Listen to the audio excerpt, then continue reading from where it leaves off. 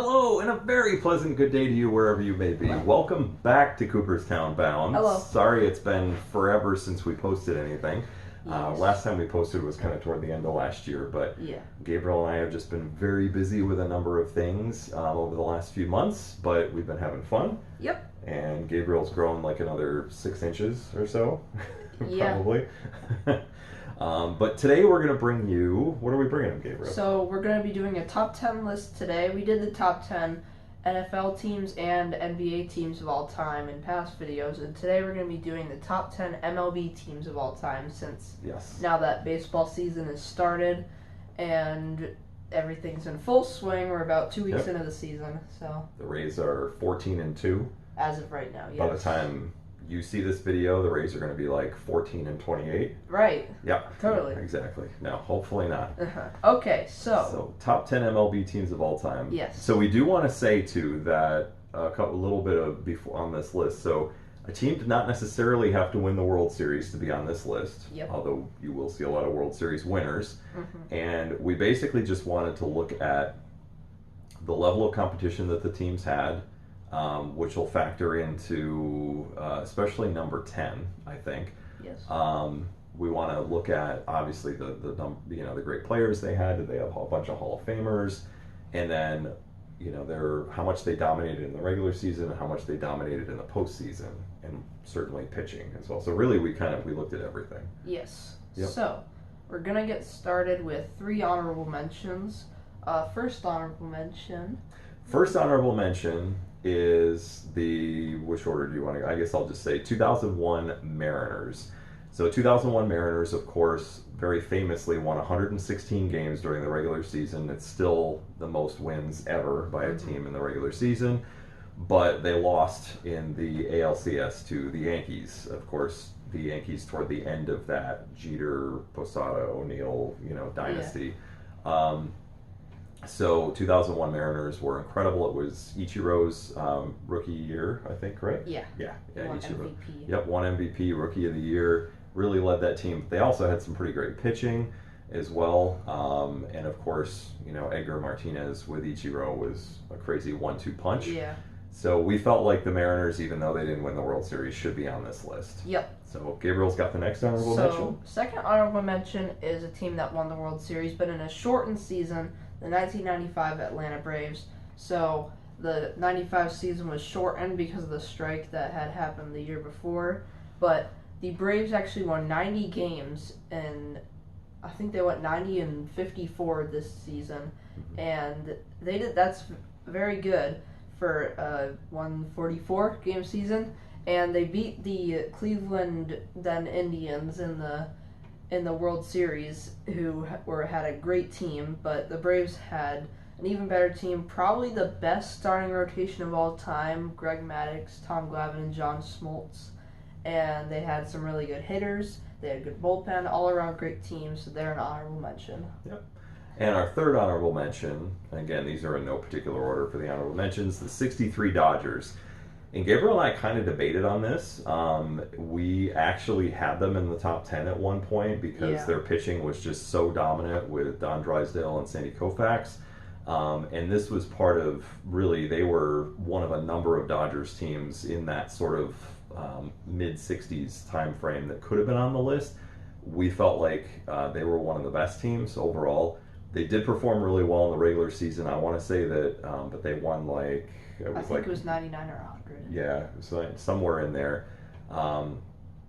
But they just quite didn't make the list. And a little bit of it was looking at their hitting compared to some of the teams in front of them and their performance in the regular season and the postseason, as we said, compared to some of the teams in front of them. So, without further ado, we're going to get into our list now. Yep. Number 10. I think an interesting start at number 10. Yes, so number 10, this is a team who you might think, based on their record and who they beat in the World Series, you would think that they would be a lot higher. This is the 1942 St. Louis Cardinals. They went 106-48, and they somehow tied in 2 games, which is kind of weird.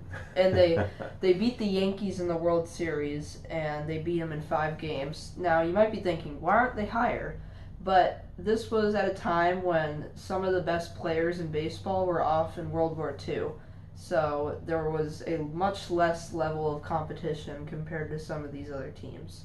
But they were still a very good team. They had a young Stan Musial who hit 10 home runs and had an 888 OPS that year. He probably wasn't the best player on that team yet. They also had Eno Slaughter, who had a 906 OPS, and Mort Cooper, who went 22-7 with a 1.78 ERA and won NL MVP as a pitcher.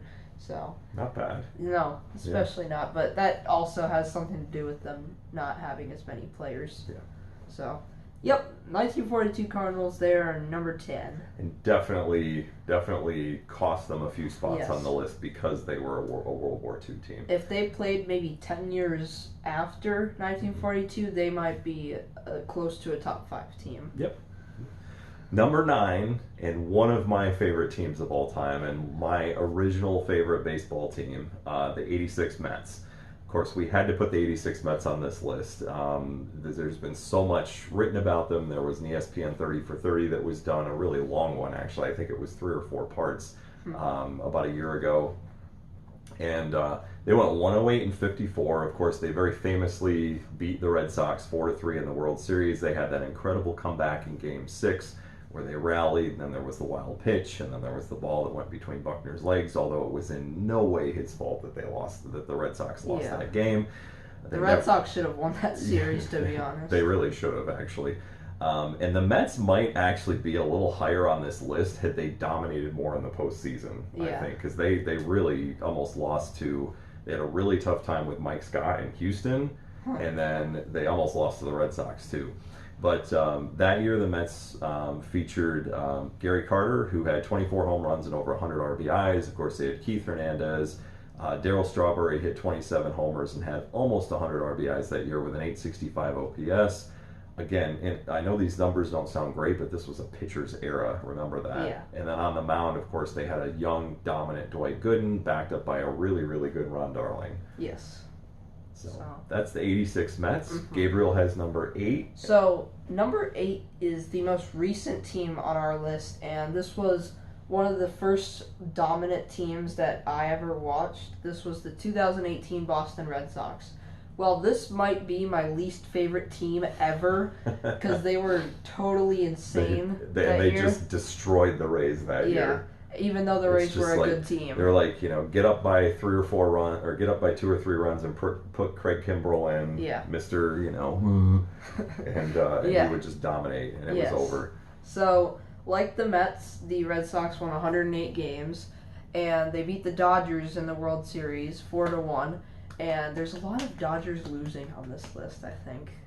Yeah, unfortunately. They've lost a lot of World Series, but they had a great starting lineup. They had Mookie Betts, 32 homers, 80 RBIs, a 1078 OPS. He won AL MVP. JD Martinez, who hit over 40 home runs and over 120 RBIs. They also had Xander Bogaerts, and in the pitching rotation, they had Chris Sale, who had a 2.11 ERA that year, and Craig Kimbrell, of course, who had 42 saves. That is my least favorite team of all time. So, yes. I do not like that team. I'm so glad that every single player I just mentioned, well, except for Chris Sale, is not on that team anymore. Yeah, that just, they're definitely, they have fallen off quite a bit in the last 5 years. Number 7, again, this is a team that we really had to look at. Number 7, let me just spit this out, is the 39 Yankees. We had to look at a lot of Yankees teams for this list. Yes. Unfortunately, we had to weed through the 27 championship teams, and then frankly a few others as well. But the 39 Yankees we felt like came in pretty well right at the number 7 spot. They went 106, 45, and 1. Interesting. And I don't know. Those what ties Baseball again. Reference said. Yeah, they swept the Reds in the World Series 4-0, and of course this was way before the playoffs, so the World Series was it. They had Bill Dickey, who hit 24 home runs and had over 100 RBIs that year with an OPS that was well over 900. And of course, they had a young, just incredible Joe DiMaggio, 30 home runs, 126 RBIs that year, had an 1119 OPS and won AL MVP. And on the mound, they had Red Ruffing, who was their ace, who went 21-7 with a 2.93 ERA. I sense there might be a couple more Yankees teams on this list. Just maybe. Maybe there could be, but I don't know. We would like there not to be, but just maybe. Yeah, but 39 Yankees, really just, and it was interesting too because this was the year. Notice we didn't mention Lou Gehrig because this was the year that he actually was getting really, really sick with ALS and of course Lou Gehrig's disease, and he took himself out of the lineup very famously. I think in May of that year. I'm pretty sure. Yeah, he only played like 10 games that year, I think. Yep. So, but they were, very unfortunate for him, and frankly unfortunate for all of baseball and all of the sports world that he did that because he's one of the greatest players of all time, an incredible person. But they did go on to do great things that year. Mm-hmm. So number 6. Number 6. This is a team that often gets forgotten about. A lot of those late 60s, early 70s teams are those teams that won the World Series were very good, but they often get forgotten in that era between like the amazing pitching era of the 60s and then they started shifting into a more of a hitter's era in the 70s. But the 1970 Baltimore Orioles are number 6. Their lineup was just insane. They had so many good players. They won 108 games. They beat those great Reds teams in 5 games in the World Series. They had Boog Powell, who had 35 home runs, 114 RBIs, 962 OPS, and 1 AL MVP. Yeah, crazy. And they also had Brooks Robinson, who's one of the best fielders of all time. Frank Robinson, one of the most underrated players of all time. An older Frank Robinson, but he still had a 918 OPS. They also had Jim Palmer, who's probably the best pitcher in the history of that organization, and he went 20-10 with a 2.71 ERA. And of course, they had Earl Weaver as their manager. So yeah, they are a great, great team. On paper, they're probably one of the best teams of all time in terms of how good players they had. And as you said, I think one of the most forgotten teams. I honestly, looking at this list, I think they would probably be one of the teams, them and probably the 42 Cardinals would be 2 teams that most people wouldn't even think about. Mm-hmm. Yep. Definitely. Okay. So, number 5, top 5. Number 5, I get another Yankees team. Jeez. Sorry. All right. Number 5 is the 61 Yankees. Of course, we could not leave this team off the list. We're in the cream of the crop now, the top 5. This team went 109-53, and of course, very famously, this team hit more home runs than any team ever had up to that point. I think they hit something like 260 home runs that year. Which was a record until like 5 years ago. Yeah, it was just, of course, it's been broken a few times since then, but unbelievable. Mickey Mantle, Roger Maris. Mantle had 54 home runs and 128 RBIs, and of course, Roger Maris that year was 61 homers, 141 RBIs, and just under 1,000 OPS. On the mound, Whitey Ford, who was 25-4. Yeah. 25-4 with a 3.21 ERA. So they dominated the Reds 4-1 in the World Series. So, this top 5 was difficult, and we actually probably could have moved them up even a little higher with them dominating as much as they did. They went on to win the World Series in '62 as well, I believe. So I think they did. Yeah, I think they went back to back those years. They didn't win in '60 famously because they got upset by the Pirates, and then they came back in '61 and they just blitzed everyone. All right, number 4. Number 4 is a much older team, the 1929 Philadelphia Athletics. Not the Oakland Athletics, but the Philadelphia Athletics. These were some amazing offensive teams that were, of course, headlined by Connie Mack as the manager in the late 20s and early 30s A's. And this team won 104 games, only lost 46, and they beat the Cubs 4-1 in the World Series. And they had one of the best lineups of all time. They had Mickey Cochran, one of the best catchers of all time, had an 887 OPS. Of course, Jimmy Fox, who was a top 5 first baseman of all time, 33 homers, 118 RBIs, and a 1088 OPS. They also had Al Simmons, who had 34 homers, 157 RBIs, and a 1040 OPS. And they had one of the best pitchers of all time with Lefty Grove, who had 20-6 with a 2.81 ERA. So this team also, like the Orioles on paper, one of the best teams of all time, and they just dominated everything that year. And this is a team that, at least for a few years in the late 20s and very early 30s, kept Babe Ruth, Lou Gehrig out of the World Series. Yeah. Yeah. So they actually were overall a little bit better than the late 20s, early 30s Yankees. Okay, number 3. Number 3. I'm sensing a theme here. Are you? Maybe. Yeah. All right. So number 3 is the greatest team that I've ever seen in my lifetime. And I actually remember this season well. I was in college, right between my sophomore and junior years of college, and boy, this team was fun to watch. They weren't fun if you weren't a Yankees fan, but of course, it's the '98 Yankees. Yes, we put them at number 3. Some could argue that they could be even higher, but they went 114-48. At one point this season, I think they were something like 90-30 at one point. That's insane. And they actually, for the last month or month and a half of the season, they only played 500 baseball. They could have won 120 games. Yeah. It's just mind-boggling what this team did.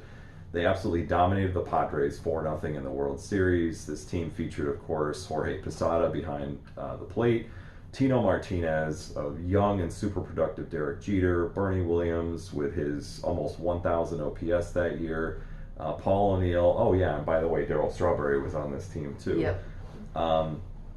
Andy Pettitte, David Wells, David Cohn, and Mariano Rivera, on the mound. I mean, I don't know how you could put this team any lower than number 3 all time. Yeah. They just dominated. And of course, it was the start of 3 consecutive world championships, and they went to 4 World Series in 5 years. Yeah. So, yeah. Well, actually, they went to 4. Five They and went seven. to 5 World Series in 6 years, because the only time they missed the World Series was 97. Yeah, that's and right. they won in 96, 98, 99, and 2000, and then they went in 2001 and lost. Yeah. So, yeah. All right, so 98 Yankees. At number 2... Number 2, the Big Red Machine, 1975 Cincinnati Reds. Now, you can really switch number 2 and number 3. Number 1's not even debatable, but the 1975 Reds, probably maybe the best offensive team of all time. Yeah. They had 5 or 6 Hall of Famers on this team. 108-54 record. Of course, they beat the Red Sox in the World Series 4-3 in that amazing Game 6 they lost that game, but still, they put up a great fight. Pudge Fisk's home run. Yes, and one of the best lineups of all time. They had Johnny Bench, who's the greatest catcher of all time, Tony Perez, who's also a Hall of Famer, Joe Morgan, who's a top 3 second baseman of all time. He finished with a 974 OPS and won NL MVP. Also had Pete Rose, who, of course, all-time hits leader, and they also had George Foster, who was a home run machine in the outfield. And their pitching wasn't as solid, though. If they had a better pitching rotation, they probably would be number 1. But I would agree with that. Their ace was Gary Nolan. Anyone ever heard of him? He went 15-9 with a 3.16 ERA that year. And yeah, that's it. Yeah. They didn't have a great rotation. Yeah, honestly, you could argue that they were possibly the greatest offensive team of all time with that lineup. Yeah, I agree, though, with better pitching, they could be number 1. All right, so for any of you that know baseball, there's one team that we've left out. We're at number 1. Yes, there's a total trend here, and Gabriel and I actually didn't plan this. It just kind of worked out this way. Number 1, of course, the 27 Yankees. How could you leave this team out of the top 1 or 2, really, of any list? They went 110-44. Of course, only 154 games were played, and they still won 110. Yeah. 162 game season. Who knows? They could have won 115 games or even more. They swept the Pirates 4-0 and absolutely dominated them in the World Series. Interestingly, that year, of course, Babe Ruth very famously hit 60 home runs, but he might not have even been the best player on the team. It was probably Lou Gehrig, who hit 47 homers and had 173 RBIs. Yeah. How do you do that? And Lou Gehrig had 173 RBIs that year and hit behind Babe Ruth. Babe Ruth hit 3rd, Lou Gehrig hit 4th. So Babe Ruth cleared the bases 60 times that year, and Gehrig still had 173 RBIs. Yeah, it's mind-boggling. Crazy. And Gary's OPS was over 1,200 that year. He was the AL MVP. They had Tony Lazzeri, they had Bob Musial, and of course Babe Ruth with his 60 homers and 165 RBIs and his crazy OPS, which he pretty much had throughout his career of over 1,200. And their star pitcher, it was another Hall of Famer, Yes. Wade Hoyt, who that year went 22-7 with a 2.63 ERA. I can't believe he actually lost 7 games on that game. Like, I'm surprised he didn't go undefeated. So, yes, of course, any of these are debatable. You could argue that, who knows, were the 98 Yankees better than the 27 Yankees? I've actually seen that suggested before. Yeah. Were the 75 Reds the best team? Gabriel and I felt like they just needed a little bit more pitching, and they might have been. Mm-hmm. So, anyway, you have any parting thoughts, Gabriel? No. No? No. Okay. You're good with our list. Yes. Well, we hope all of you have enjoyed this. Welcome back to Cooperstown Bound, and we hope to keep these going, once every couple weeks like we used to. And we hope you guys have enjoyed this video. Please feel free to share your comments below on who you feel was the greatest team of all time. Please just don't pick the 2017 Astros. Just don't do it. Okay. Just don't do it. Who would even pick them? I don't know. I just don't. Or, any other Red Sox team? I mean, I don't really mind any of the, No, I guess, 2000s Red yeah. Sox teams. I just hate the 2018. Yeah, I guess I don't either. All right, well, we hope all of you are safe and happy and healthy out there, and we will see you again really soon. See you later.